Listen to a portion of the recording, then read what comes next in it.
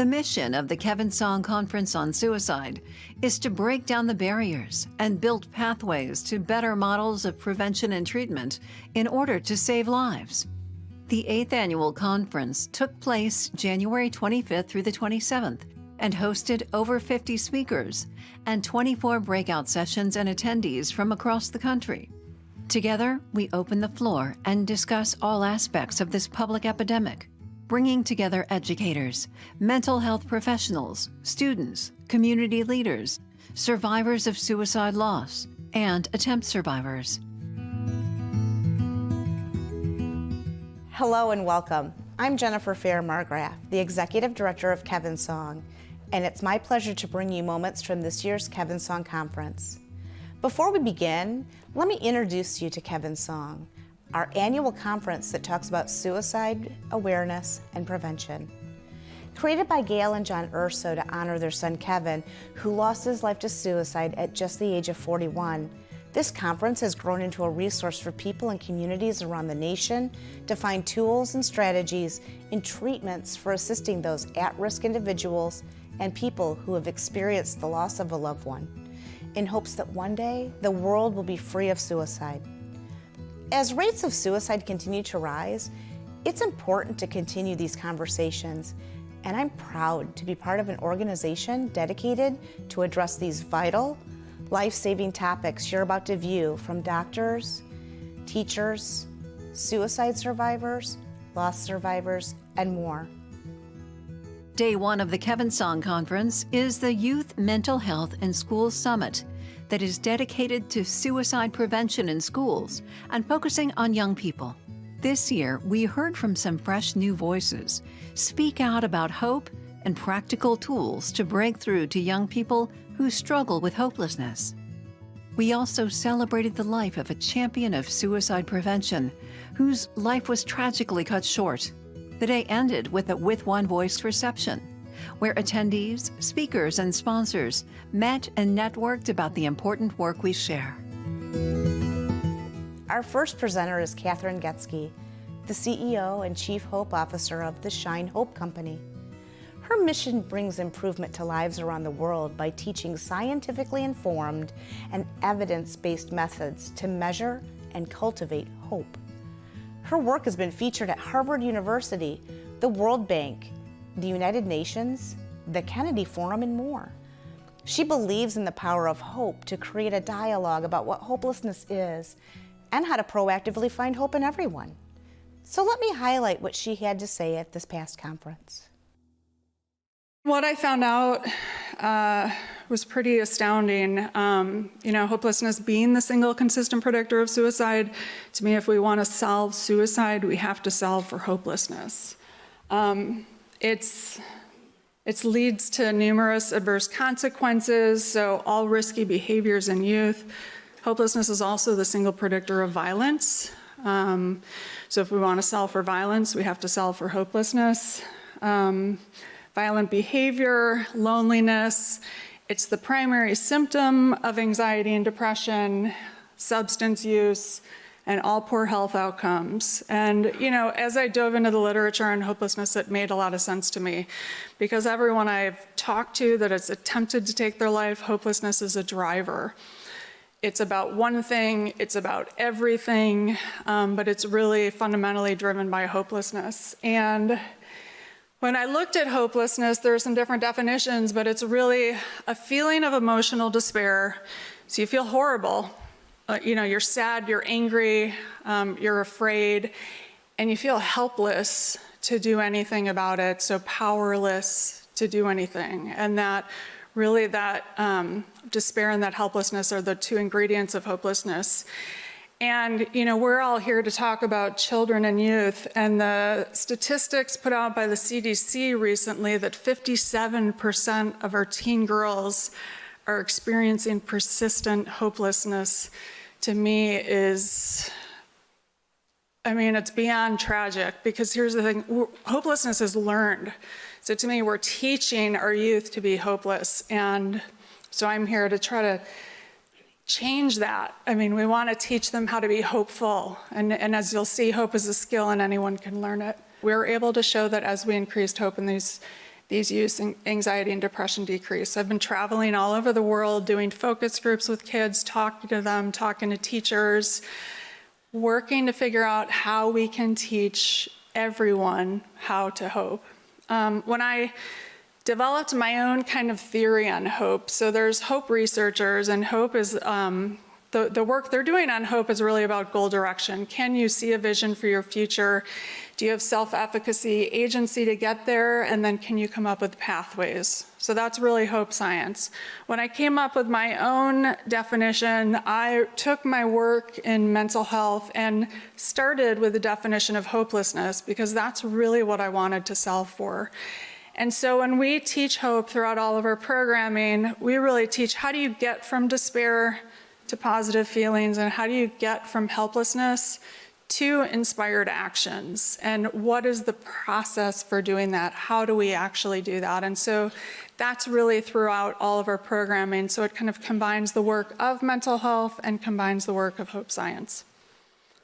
The reality of hopelessness is we all experience moments of hopelessness all the time.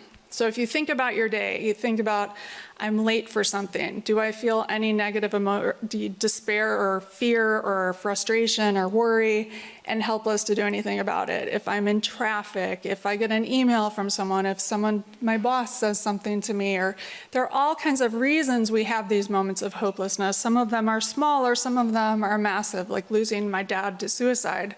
Of course I felt despair, of course I felt helpless, but how did I manage that? Did I manage it in healthy ways, or did I create a persistent hopelessness within myself that then led to my anxiety and depression? Well, I didn't know how to manage it, and so that's exactly what I did. So we all experience these moments of hopelessness, so it's about normalizing hopelessness throughout our society and sharing how we're managing the moments, big or small, to kind of get back to hope to navigate life. Stress skills, happiness habits, inspired actions, nourishing networks, and how to eliminate challenges, which are our negative thinking patterns that get in the way of our ability to hope. And the good news about our brain is we can retrain our brain, and I've been able to do that with mine through consistent practice. I am diligent about this framework and putting all of these skills before everything else I'm doing on my work on hope. I mean, I had to get to the gym this morning, even for 15 minutes, to get my body moving, to get my endorphins, because it is critical to maintain my mental health. One of my happiness habits, kind of build on those successes until we get to before we know it, we're in a more hopeful space. So, is that helpful for you? Yeah, thanks. Thank you all so much for having me.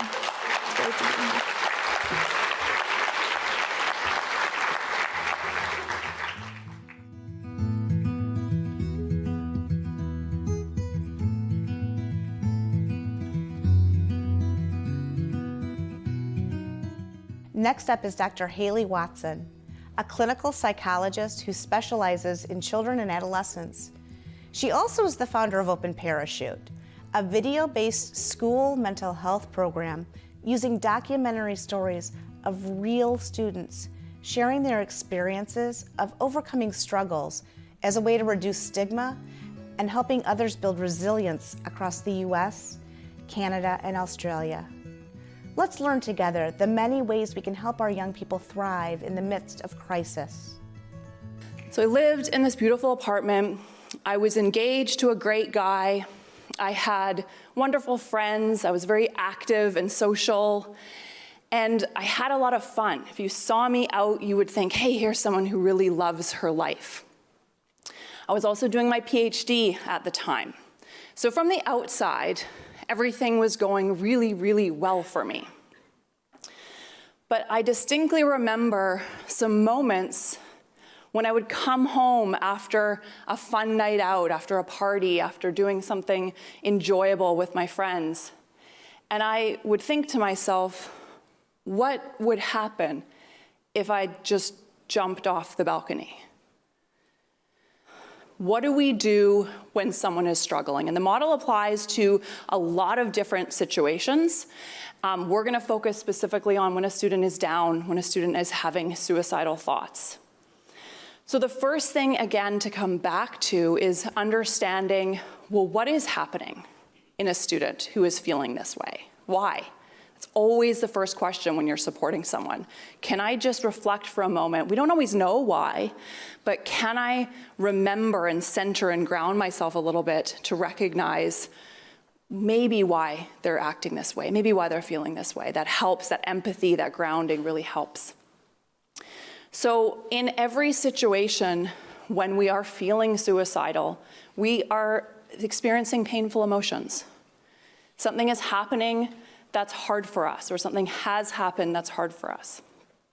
And we have no safe outlet for that. Remember, we don't have the resources, we don't have the right support. But what's also happening in every single one of these situations, every time we are experiencing those suicidal thoughts, we have a previously learned pattern of avoidance. We have learned somewhere in our life, whether it's through our parents, and it's not our parents' fault, it's a cultural challenge. We all avoid, we all learned really well how to avoid. Or maybe something has happened, we were picked on, we were bullied, we were abused, something traumatic happened, we lost someone, and nobody helped us address those feelings in a healthy way because they didn't know how, or we didn't know how. So we've learned a pattern of avoidance. So these painful emotions arise, and we've learned to avoid them somehow, for some reason, from the culture around us, from the people around us, from the world around us. Again, it's no one's fault. This is just how we learned. And in that moment, because we're feeling these painful feelings and we have this pattern of avoidance, we have an overwhelming desire to escape. We want to get away from them because we've learned how to get away from them. But all of a sudden, this one is too big to get away from. So that's what was happening for me when I was standing on that balcony. I had done all sorts of things, as I shared with you, to avoid my feelings. But when I came home at the end of the night and it was just me, there was no more defenses left. I had no more patterns to rely on. And so the natural thought is, well, that's a way to escape it. It's actually kind of a logical thought, sadly. It's an escape mechanism.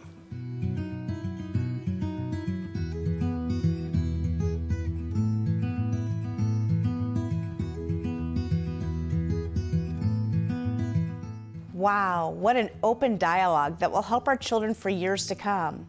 You might know our next presenter from his skills on the field, and maybe not so much for his journey of self-discovery and hope while struggling with anxiety and depression. Mason Englert is a baseball pitcher for the Detroit Tigers who joined our conference this year to share his experiences on maintaining his mental health using meditation and cold exposure in hopes to influence others facing similar battles. Let's check out what he had to say. I was born about 9 to 10 months after my parents lost 2 kids in a car wreck. So I was born to like a grieving household. I think that naturally from being in a quiet grieving household, I had some anxious tendencies. I had parents that were going through severe depression, obviously just grieving. And I think those tendencies gave me a natural, like kind of normal range of anxious tendencies as I grew up, but it wasn't anything that I considered abnormal. And then basically when my whole journey kicked off, basically was 2021. I was out in Arizona and was always kind of like the straight arrow in high school and started getting experimental stuff, started like smoking some weed, doing whatever. And I took an edible that was either stronger than they said or it was laced, not sure. But went on an absolutely insane trip, and the paranoid anxiety, panic attack feeling that I'm sure many people have experienced from getting a little too high. Well, it didn't go away whenever the drug wore off, and I stayed up for the next 72 hours, like became sleep deprived, was on the edge of a panic attack 24/7, and it lasted months and months to the point where it was like the suicidal thoughts were there. Like I couldn't eat, I was losing a ton of weight, and at the same time I wasn't speaking about it. I kind of told my parents about it, but I was keeping it locked in because I didn't realize this was an experience that other people were going through. So I became extremely mentally unwell, had panic disorder, was having to go to the ER, went on multiple occasions, wasn't telling anybody, was still trying to go out there and play, even though now I realize it probably wasn't the smartest move. But yeah, so like those panic attacks lasted. It felt like I was having out-of-body experiences. I was paranoid. I was I don't know if I was, wouldn't say I was quite full blown in psychosis, but it was very like similar symptoms where I was having severe mental illness. And after the panic attacks started to phase out for like 2 to 3 months, I was left with like severe like bipolar depression episodes. And it was like I would feel nothing, or I'd feel extremely like, okay, I'm good, I got this, and then it would just be crash for like weeks and weeks, and it would be the cycle of 72 hours awake, and then I would crash at nighttime for 12 hours, and I just repeated this cycle for months and months on end. And so I was left like crippled. I was left, not myself. Didn't feel like I was ever going to get better. Think about what it was like when you got up this morning. It's like, it's dreary, it's gray, it's Michigan winter. This is what we've grown accustomed to. And like Mason's out like jumping into a river, and it's like, where are you going? I always take things to the extreme. But it's true. I remember I have 3 sisters, and I remember I was telling them about this cold exposure, cold therapy, and I was like, so hey, you just start like when you turn the shower on in the morning, just get that cold air or cold water just going, like try to ride it out for like 3 minutes, like, and don't turn up the temperature.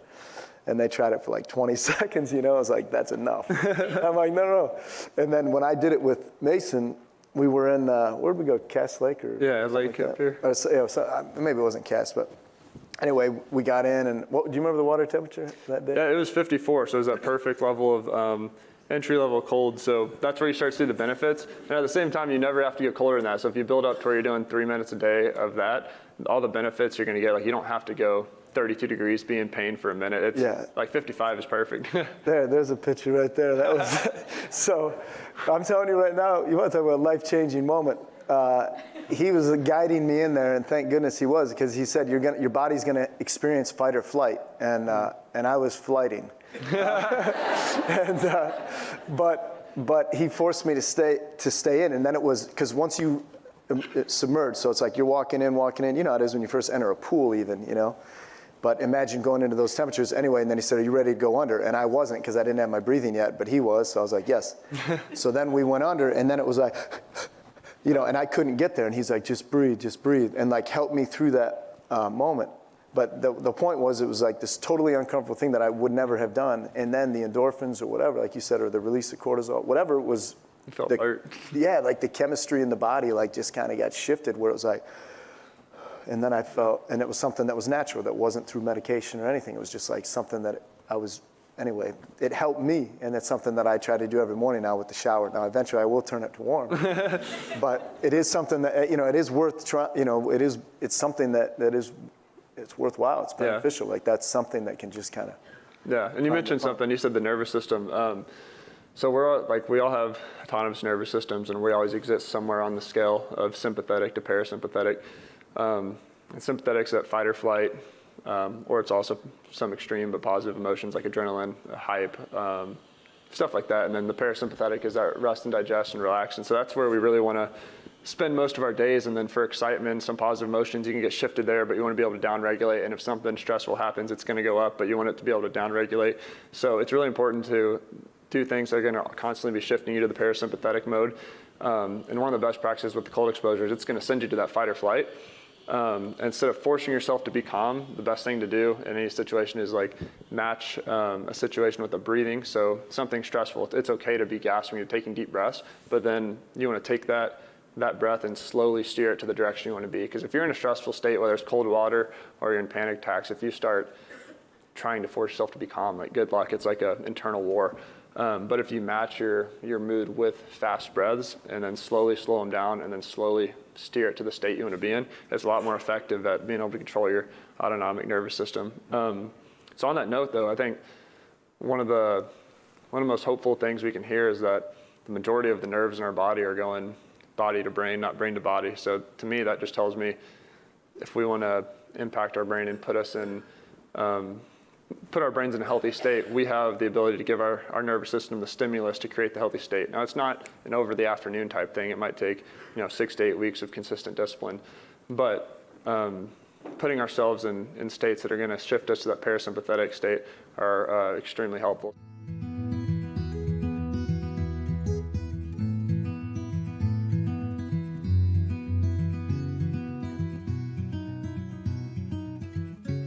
Day 2 of the Kevin Song Conference featured seasoned presenters who challenged attendees with proven theories of prevention and new concepts of assessing risk and managing people in crisis.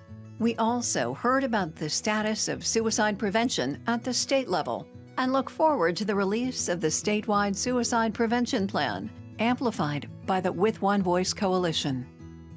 At the end of the day, Kevin Song honored Gigi Colombini with its 2024 Saving a Life Award for commitment and dedication to suicide prevention, both in Michigan and around the nation. A concert of hope and healing concluded the evening with music and inspiration by U of M musical theater students. A perfect ending after 2 days of intense conversations. Our next presenter is Dr. Michael Anestis, a clinical psychologist whose research focuses on suicide prevention that focuses on the role of firearms and suicides. His works with means safety may represent the single most powerful suicide prevention tool, and how a combination of these approaches may help shift the norms surrounding firearm storage with individuals who are more likely to store their firearms less securely. So we had folks come in and we randomized them to one of a few conditions. Some folks got lethal means counseling, Project Safeguard, some folks got cable lock, some folks got both, and some folks just got our control. We then followed up with them 3 and 6 months later, and then at the end we offered everybody anything they didn't get at first. And what did we find? We found 2 things, first of all.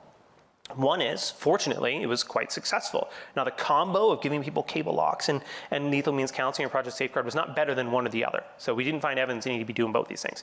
But folks who received our cable locks in the context of a conversation that was clearly not politicized or judgmental, they quickly started using cable locks, in part because we taught them how to use them.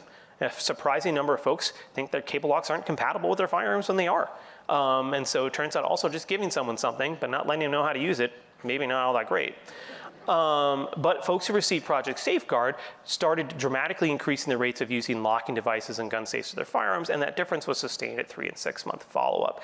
And so pretty successful intervention, far from perfect, but pretty successful, especially given that we only counted it as working if they did this to all of their firearms, and one guy owned 80 firearms. So you had to do this to all. They make a lot of changes very quickly after one conversation and then sustain it for 6 months. That's leaves me optimistic. But maybe the more important thing we found is that we looked at how acceptable this is, right? If this intervention works, but it alienates everyone, it only works because they came into a lab and we gave them a lot of money and otherwise it wouldn't work, that's not very useful. 100% of folks who received the cable lock or Project Safeguard said they recommended to appear. The only person who said they would not recommend the intervention got the control intervention, and then we gave them the intervention that they would have wanted. We didn't alienate anybody. In fact, more than 90% of folks who enrolled at the beginning were still with us at their 6 month follow-up appointment. You can alienate people. There are things you can do to make people hate this, and we can talk about what those things are, but if you take a culturally competent, sort of culturally humble approach to talking about how folks might make adaptations to fit their own value system, be amazed by how many changes people are willing to make when they don't have a fight about firearms. Which firearm retailers are willing to be listed to consider on a case-by-case basis temporarily storing someone's firearm for them on site. So we tell people oftentimes, hey, I want you to store your firearm securely all the time, but in a moment of acute risk, just like you let someone hold your keys, maybe get the firearm out of home for a minute. And that's really easy to say, but how do people do it? And when I was in Mississippi, it was easy, and that's where I spent most of my career, and that's where I was when I was last here talking, and you could let anyone hold your firearm, and it's fine. In New Jersey, if I'm in a suicidal crisis and I give my firearm to my brother, that's a felony, right? And so you need to have a tool that tells people legally and locally, how can you do this thing that I just told you to do? And so that's what these maps are. We've got some money from the state to build this up more, and I'm pleased that it has built up. You can see a lot of gaps though, right? And so ideally these tools get built up and maintained across the country so that not only are you creating a readily available resource for firearm owners to store their firearms securely, but you're doing it in a way that's clearly not politicized. The next time someone says, oh, those gun retailers, they're just trying to take your guns away, we'll be a first. Right? And so this is a way to very obviously depoliticize a difficult topic to talk about by engaging with the community itself and allowing that community to lead the intervention and identify as the leader of that intervention. And all I'm doing is hosting a website, right? So as you think about ways to move things forward in Michigan, I'm actually not sure if there is a map in Michigan, but I have not seen it if there is, so it seems like an opportunity.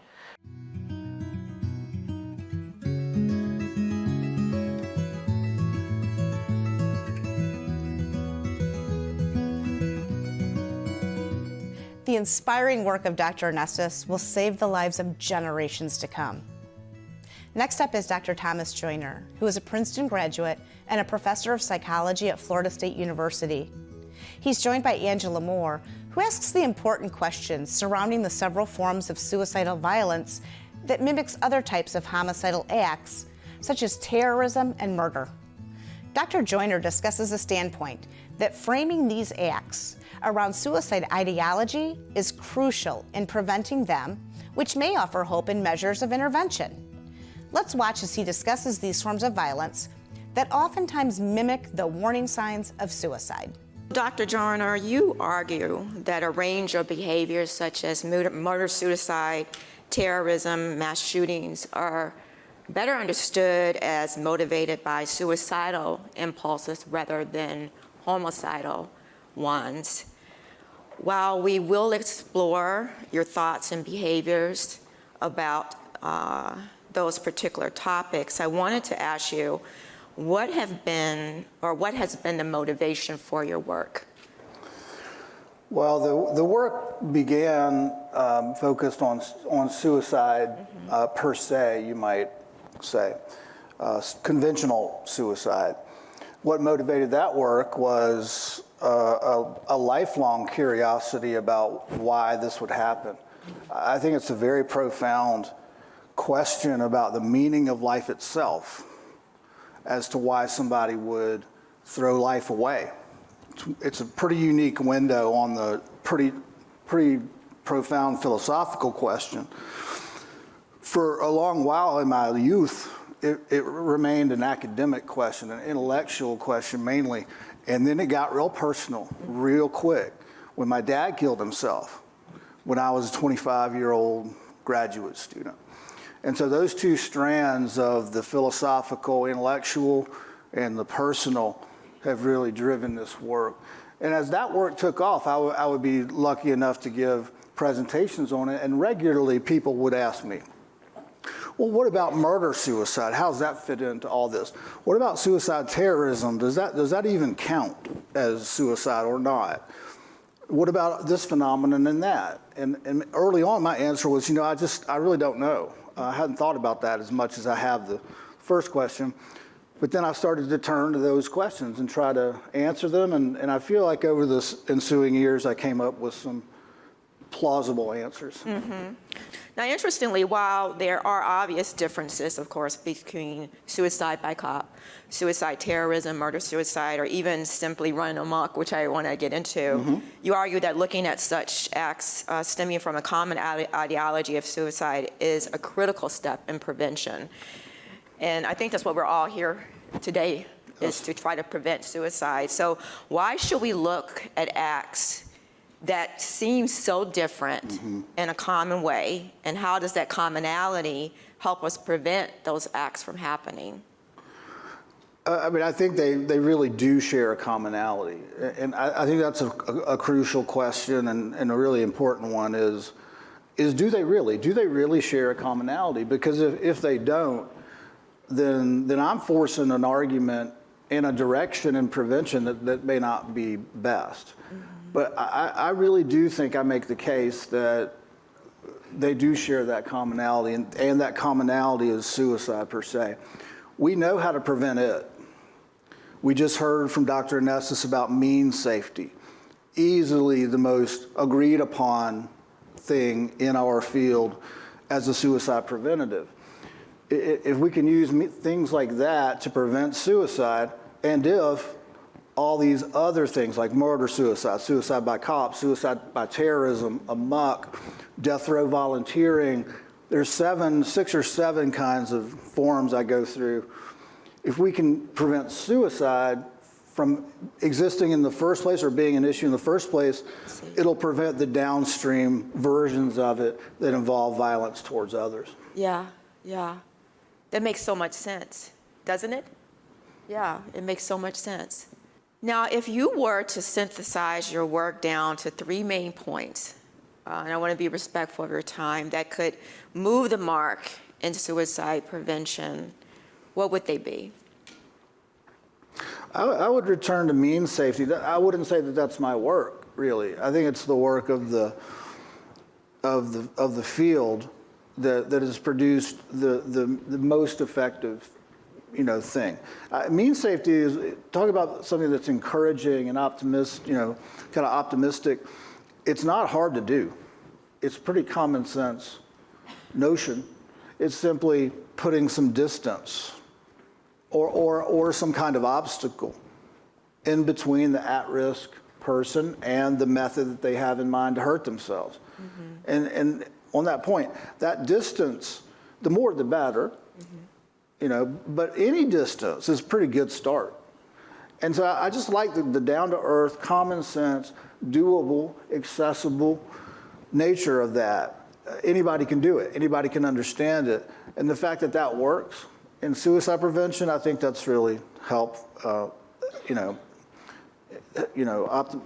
encouraging. Mm-hmm. And again, this is not about my work. It's more about the field. I mentioned the changing attitudes towards suicide prevention, mental health. I think we can leverage those. And I think this is going to be an inflection point where we start to do even better in suicide prevention. I really think that we do need that. You asked about three things. The third thing I'll point to is and again, this is not about my work, it's more about our field. Mm-hmm. It's the comparison or the analogy to efforts like the war on cancer or NASA's epic, heroic Apollo mission. Incidentally, NASA's doing that again coming up, by the way. Artemis is the name of the program. Artemis was Apollo's sister. That's why it's called Artemis. It's interesting how little publicity Artemis is getting. Did you even know about that? We're going to the moon soon on Artemis. Things have changed, that used to be unthinkable. Now it's not. We've made so much progress, but that's my point, is that because of things like Apollo, the war on cancer, we've made real, societal, lasting differences that have saved millions of lives and billions of dollars. That kind of effort we can do, we've shown it. Cancer deaths have plummeted. We put people on the moon, and we're going to do it again this decade. We can do that. We can do this. But it will take a similar force of will and of pulling together and of determination. And I think we're at a point where we're starting to be able to marshal that on a larger and larger level. So I think we should be mindful of that and try to take full advantage of this potential inflection point.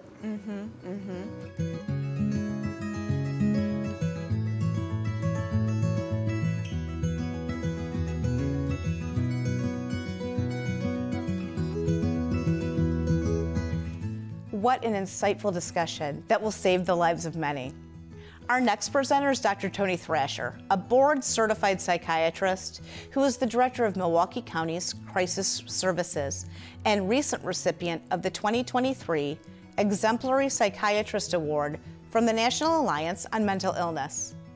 His research focuses on the risk of hospitalizations for suicidal ideations and considers the ethical navigations for people assessing at-risk individuals. Let's hear what he has to say about this.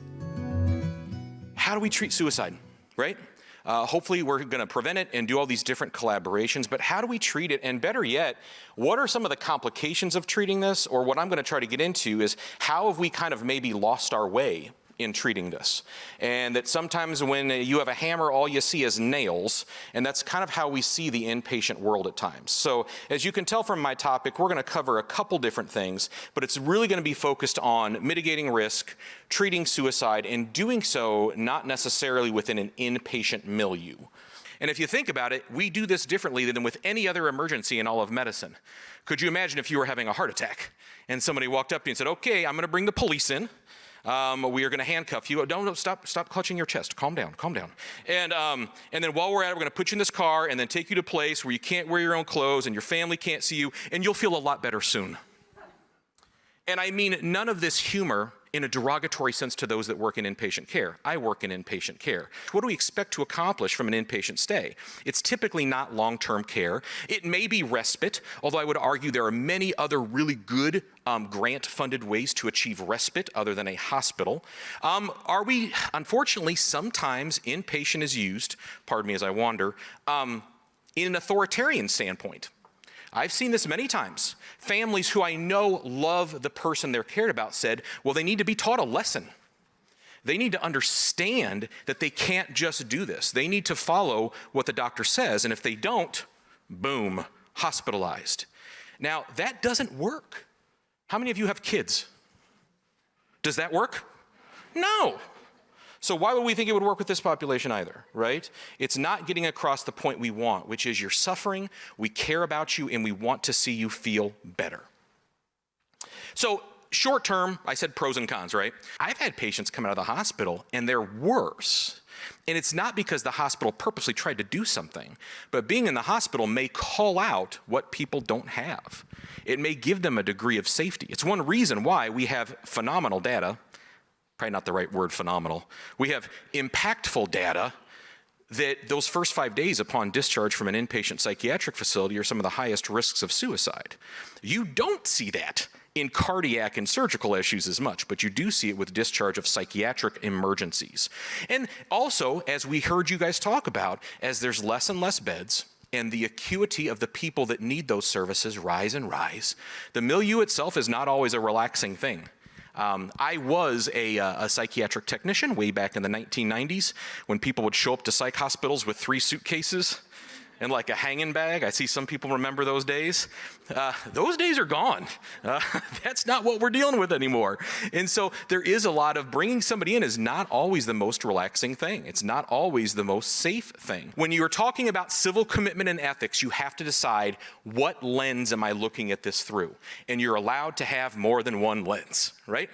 Patient's gonna feel one way. Hospital staff's gonna feel another. Family's gonna feel another. Advocacy groups may feel another.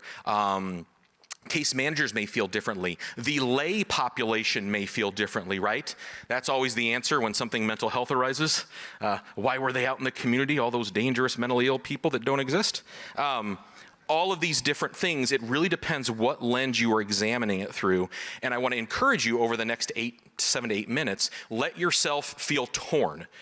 This is one of my favorite topics to talk about because you don't usually fall on one side or the other. You have perspectives that may change depending upon your scenario, and all that makes you is a human being and a critical thinker, and that's good. You're allowed to kind of go back and forth on this stuff. So first up, there are ethics behind treating people against their will, which often happens at times with suicidal crises for different reasons. And it's a good thing to remember that as much as you may not like your laws, and I definitely don't like my Wisconsin law, they're hard to write because you are given the right to refuse care. However, you're also given the right to get life-saving treatment. We just talked about the defibrillation, right? Life-saving treatment if your judgment is being impaired by a mental illness. So this is a really tough thing that laws are trying to find a balance between. And in all of this, I think I'm preaching to the converted. My biggest pet peeve when I speak on this is we forget about the voluntary options. People hear suicide, they naturally get very nervous and concerned and internalize some of that anxiety and end up thinking maybe a bit more about them than about the patient, which, by the way, we are all prone to do because we're human beings. But in doing so, we forget the voluntary stuff. And voluntary is always better. Always. Let me say it again. Voluntary is always better. There is no data set you will find that does not support this. Whenever you're struggling and somebody's maybe wanting to do involuntary, but you're not sure if it's right, you're not sure if it's the right thing to handle the suicidal crisis that's in front of you, I always suggest this question. It gets people thinking. Make it an open-ended question. What are you hoping to accomplish with this intervention? Stop and let them answer you. When I use this question, this is unofficial data, 95% of the time, what they are about to tell me has nothing to do with the hospital. Zero. And in fact, sometimes it's the exact opposite of what's going to happen, you know? And I'll tell them, your wish, your request is very important, but you're going to McDonald's and asking for a filet. Like, you're in the wrong place. It's good to want the filet, but you're at the wrong location to get the thing that I think you and the person you care for deserve. So always keep this question in mind. What do you think is going to happen? Let them open and opine, make them put a point on it, and then it'll help you kind of derive what comes next, which may be hospitalization, but it may not be. And I can't say this enough. I had a mentor that always said to me, you know, when the person leaves your office, they may not feel better when they came in, but they should have more hope than when they came in. And that also stuck with me too. And at the time, as a young learner, it just stuck to me as a good thing to do for people that I care about. But as I go through my career in suicide prevention, it really strikes out to me how important hope is. Human beings can put up with all sorts of horrible things, unfortunately. We've seen it. Many of you may have been through it yourself. Many of you take social histories for a living, and you've heard it. If people have hope, there's always the option. But to get to that point of being comfortable with death and being comfortable with killing the person that you see as the person suffering, which is yourself, you're getting past the idea of hope. And for those of you that are big into assessment tools, the idea of, I gave you a couple citations here, helplessness and hopelessness are far more tied to completed suicidality than the presence of suicidal ideation. Actually, the presence of suicidal ideation as a screening is actually pretty poor across disciplines for data. But this is what I ask about. What is your future orientation? What is your future planning? What do you have hope for? If people have kids or family members, I'd like to inquire down that road too. The more we can inspire hope, the better things off can be.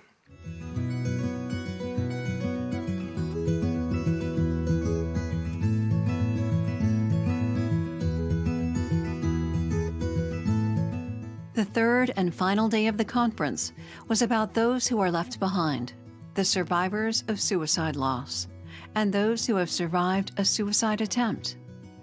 We heard stories of struggle and pain that inspired hope, stories of comfort to ease the anger and pain of those who grieve, and stories of unexpected and tragic loss that transformed hearts and lives for the better.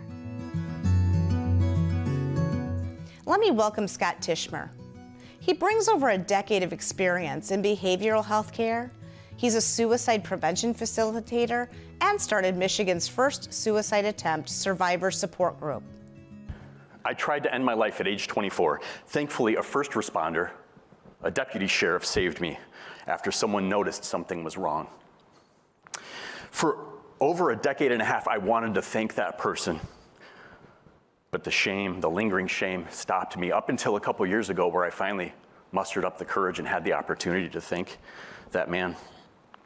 Beginning from an early age, shame, self-hatred, anxiety, fear tainted much of my life. Our thoughts, our feelings, our perceptions are meant to help protect us, to guide us through life, but they can also deceive us, mislead us, and convince us that life is not worth living, that we are not worth loving, and that our pain will never end. Growing up, most people thought I was just shy. I thought I was subhuman. And while I thought that most people were good, I knew that I was bad. I constantly ruminated over my worthlessness and my failings, and I lived in fear each day that others would find out the truth about who I am. Years and years of treatment-resistant depression left me hopeless, and I frequently lacked the coping skills to deal with life's inevitable pains, heartaches, disappointments, let alone grapple with that unremitting shame that was always lurking beneath the surface. Suicide was my escape plan. Healing came slowly. Self-acceptance, self-compassion came slowly. It's still a work in progress. I now understand that thoughts are just thoughts. Feelings are just feelings. They are ultimately fleeting. And I no longer allow them to control nor define nor diminish my perceived value as a human being. So I no longer allow thoughts of suicide to bring me to those depths of despair that I used to, and now they would serve as the warning signs, kind of alerting me to the fact that something's wrong. Change is needed, maybe physically, biologically, maybe mentally. Something's needed. I still have backup plans, escape plans, if things become unbearable again, but suicide is not one of them. Suicide prevention is not something that's left up to just one person. It takes a community. The Talmud says, he who saves a life saves an entire world.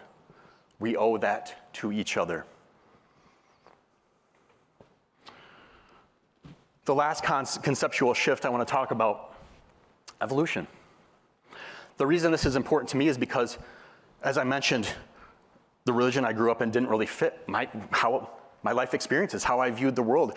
And part of the difficulty with that is I had no real concrete foundation for how to view life, how to view humanity, how to view myself, and how I fit in. To me, looking at the natural world, looking at human beings as biological organisms is one of the things that helps me the most. In fact, some of my most effective cognitive strategies I use is just reminding myself I'm a biological organism. So if I'm experiencing mental anguish, pain, just reminding myself I have to feed myself every day, water myself every day, rest myself. Like just those reminders kind of removes all that social reality that I can get so caught up in. So just going back to the basics of nature.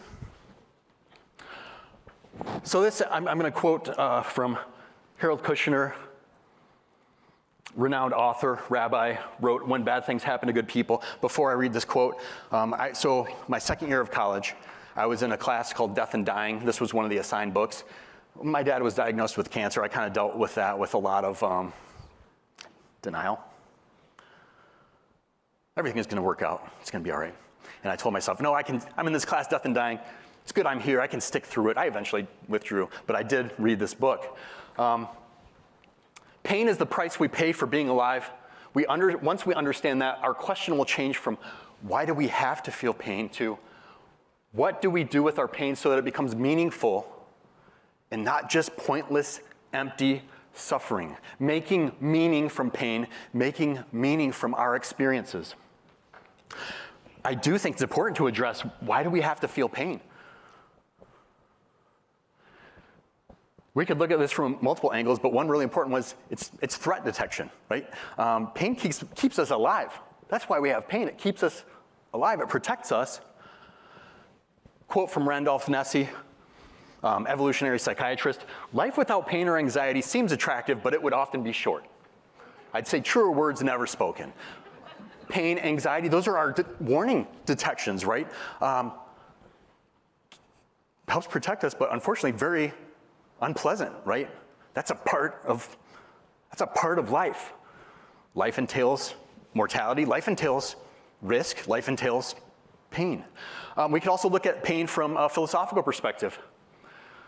Lao Tzu from the Tao Te Ching: "Being and non-being create each other. Difficult and easy support each other. Long and short define each other. High and low depend on each other. Before and after follow each other. Therefore, the master acts without doing anything and teaches without saying anything." So think about the yin and the yang. Good only exists if there's bad. Otherwise, we wouldn't have that word. So they define each other. Nesse also said, we are the beneficiaries. He's talking kind of about social networks, social altruism. We are the beneficiaries, but we also bear the costs. Social anxiety and constant concern about what others think about us are the price we pay for deep relationships. Our capacity to feel grief is another. If we didn't, rather than altruism, I would also use the word love. That is the price for love. No person on this earth is beyond hope, not one. Many times in life have I felt completely hopeless. In such times, it is imperative that you continue to hold hope for me when I cannot.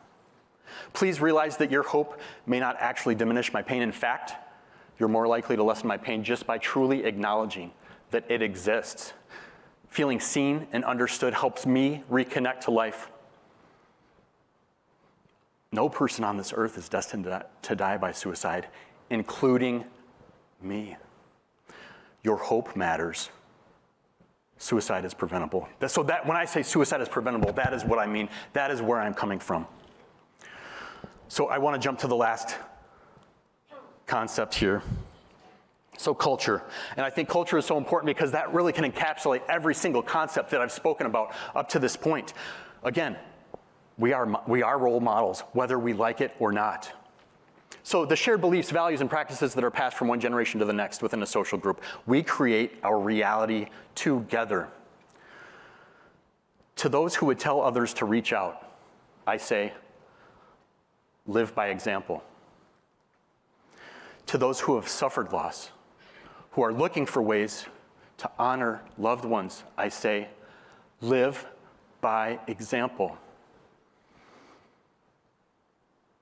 And most vitally, to those who have experienced suicidal despair and who may have at times struggled just to stay here with us, I say, live by example.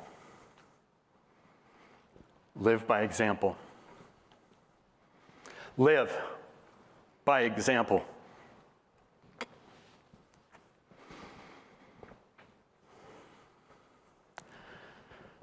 No man is an island, entire of itself. Every man is a piece of the continent, a part of the main. If a parcel be washed away by the sea, large or small, the continent is the less. Any man's death diminishes me because I am involved in mankind. Therefore, never send to know for whom the bell tolls. It tolls for thee. Thank you.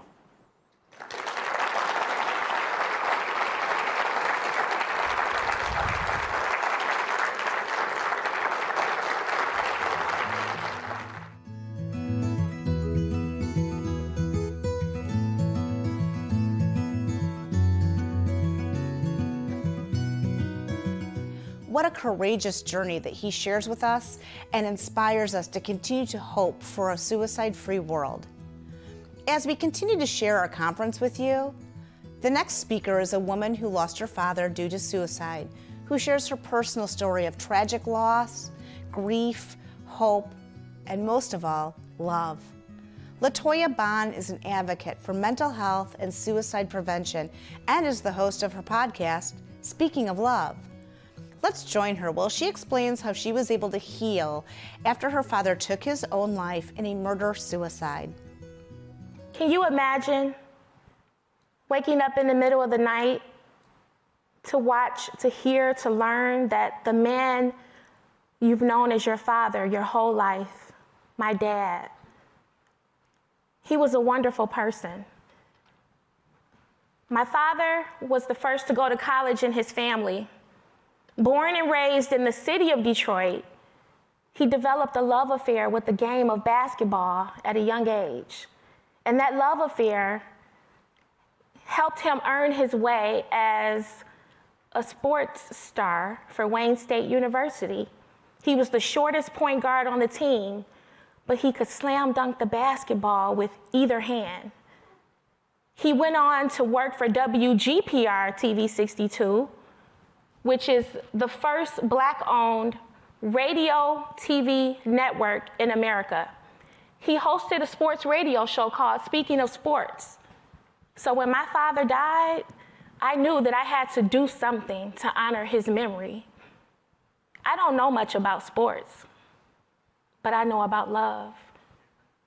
And so the title of this presentation is Speaking of Love, after my dad's award-winning radio program, Speaking of Sports.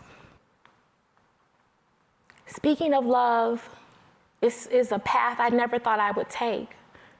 But I'm here today to tell you that if you allow the love that you have for your loved one to motivate you, to push you, you can survive this horrible way that we have to live now. Please, speak of love. Everything that I've told you today is important, but you have to find your own way. There's no right or wrong way to heal. Do what works best for you. Love is the strongest magnetic force in the universe. Each time we choose love, we enjoy life more. Each time we choose love, we enhance the quality of our life. Each time we choose love, life seems brighter and clearer. Love heals. Love soothes. Love elevates. Love forgives. Love gives us hope. Love brings us joy and abundance. Love makes us grow. Love feels good. Love makes life colorful. We are all here to learn about love, to love yourself more, and therefore others. Real love is selfless and free from fear. It's joy in the pain. Love more. Love is the thing that makes all things beautiful. Speaking of love,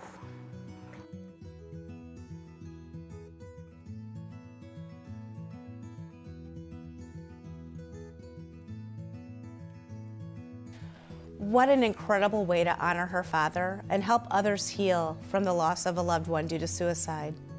Our final speaker today is Barb Smith, president of the Barb Smith Suicide Resource and Response Network, which is recognized on the national level for its work in training others with those whose lives have been impacted by suicide. She takes her own personal experience after the loss of both her brother and sister-in-law's suicides and walks us through the emotional toil it has and helps us to understand that all suicide grief is unique, while providing tools to grieve in a healthy way. I am most importantly a survivor of suicide loss, which helped me start my journey and brought me here today to be with all of you. As LaToya mentioned earlier, we all walk our own journeys. We all have our own paths. As complex as suicide was for the person we lost, the journey is just as complex, the grief journey that we carry. So saying that word suicide is just that gut-wrenching feeling that you have, right? But it's their cause of death. It's not who they were, it's how they died. My father died from a heart attack, my other brother died from cancer, and my brother John died from suicide. He was not a mean person, he was not a selfish person, he was not cowardly. He was an amazing human being, just like many of those that you have lost as well. It's a word that is so hard to say out loud. So in our support group, we encourage people to introduce themselves, introduce the person that they lost, and to say that word, that their loved one died by suicide or took their life. I dislike the word committed suicide. My dad did not commit a heart attack. My other brother did not commit cancer. They died from a heart attack. Dr. Julie Sorrell says that for every death to suicide, for each individual we lose, there are over 15 to 30 people who have been impacted by that death, life-changing. Do you know formally they said 6 people? 6 people are impacted to every loss to suicide. I'm like, 6? How many of you guys are my friends in here? Just raise your hand even if you're not. If I were to die, how many of you guys would be impacted by my loss? Everybody put up your hands. I don't care if you know me. Put your hands up. I need to feel really important. Right? How dare we say only 6 people? Thinking about your loved ones, 15 to 30 is more accurate, but probably more like Dr. Julie Sorrell says, 135 have been exposed to your death. And it's somehow impacted, not maybe to the quality of life that has changed, but they're changed because someone that we lost. No one needs to suffer alone. If we have 15 to 35 people who've been impacted by that death to suicide, and there's 49,000 people that die by suicide in the US, almost 1,500 in Michigan, 1,500 a year, that's wrong. That's wrong. You can say things to them that don't sound so crazy. Things like, I still call my loved one just so I can hear their voice on the answer machine. How about anybody do that? You want to hear their voicemail? Yeah. I had a wife who would still order things. I think she blamed it on her husband, but after he died, she'd still order things because she wanted to get his mail. She wanted to get packages with his name on it. I've had people who take pictures. Hard to take a family portrait, isn't it, after you lose someone to suicide? It's hard to do a family photo. It took my family a long time because how do you take a family photo when that one person's missing? So I had someone who spliced in her husband's picture, and everyone judged her. Why would you do that? He's not here. That's uncomfortable. This is your new family now. She started to question. I'm like, why? If that's what you needed to do, if it's uncomfortable for them, it's uncomfortable for them. You have to do what you need to do to survive your loss. There's not a right or wrong unless you start to self-destruct. How many of you guys, and you can put your hands up little or high, how many of you wear your loved one's clothes, pajamas, sleep on their pillow case so you can smell them, be with them? Oh yeah. Don't you love to see family members wearing their clothes? Isn't that kind of cool when you see them wearing someone's sweatshirt? It just kind of gives you a little piece of them. You will never be that person before their death. Don't expect it. Don't anticipate it. You are a changed person when you lose someone. But it's not all bad. I think I'm a better person. I'm less selfish. I'm more caring. I try to give more time because of my loss. Trust me, I wasn't the worst person in the world, but he left me so many great things. I want to be some of who he was. I want his personality. I want his funness. Some people think I'm a little intense, some, but I want to be fun like he was. I want to take all the gifts that he left me. So think about who were you before the death? And when you're still intense and new in your grief, it's like you look in the mirror and you're like, who's that? Anybody ever feel like that? You look at it in the mirror and like, who's this person? Who have I become? Sometimes you don't like who you are, but you're not who you're going to be. As your time goes on and your journey goes on, you are going to be a different person. And you don't know who that is, but you will become a new person. Who are you now, and how do you want this to change you? What a powerful message of healing after grief that we just saw. It's been my pleasure to bring our annual Kevin Song Conference to you, and I want to thank you for joining us. I hope that with these messages of hope, reflection, techniques, and more, that you take them on with you to continue the conversations surrounding suicide with the people in your life. As Kevin Song embarks on its second decade, we remain steadfast in our commitment to empowering communities, raising awareness, and providing support to those affected by suicide. Thank you for watching, and remember, hope with love can create a better world, and a world without suicide is possible. To find out more about Kevin Song, please visit our website, kevinsong.org. Or better yet, join us next year at the annual conference, which is taking place January 23rd through the 25th for its 9th consecutive year. We hope to see you there.